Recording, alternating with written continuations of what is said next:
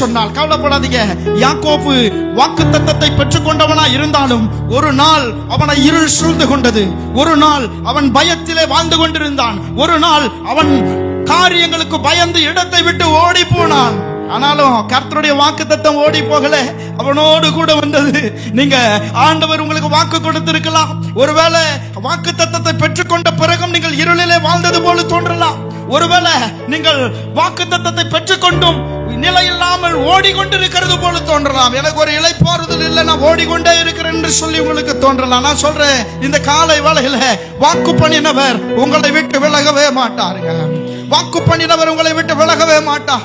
ஒருவேளை இன்றைக்கு உங்களுக்கு என்று ஒன்றும் இல்லாமல் இருக்கலாம். பெரிய வாக்குத்தத்தத்தை பெற்றுக்கொண்ட யாக்கோபு, அவன் தலை சாய்க்கிறதுக்கு ஒன்றும் கிடையாது. ஒரு கல்லை வைத்து தலை சாய்த்து படுத்தான். ஆனா பாருங்க, திரும்பவும் அந்த கல்லுக்கு ஆராதனை செய்யும்படியாய் இரட்டத்தனையாய் கல்லுல தலையை சாய்க்கும் பொழுது ஒண்ணும் இல்லை. ஆனா அவன் திரும்பி வரும் பொழுது இரட்டத்தனையான இரு பரிவாளர்களோடு வந்தான். அன்பு தேவ பிள்ளையே, இந்த காலை வேளையில கர்த்தர் உங்களோடு கூட இருக்கிறார். ஓ ஸ்தோத்திரம். ஏல் பெத்தேல் என்று சொன்னால் வானத்தின் வாசல் என்று சொல்லி அர்த்தம். இது வானத்தின்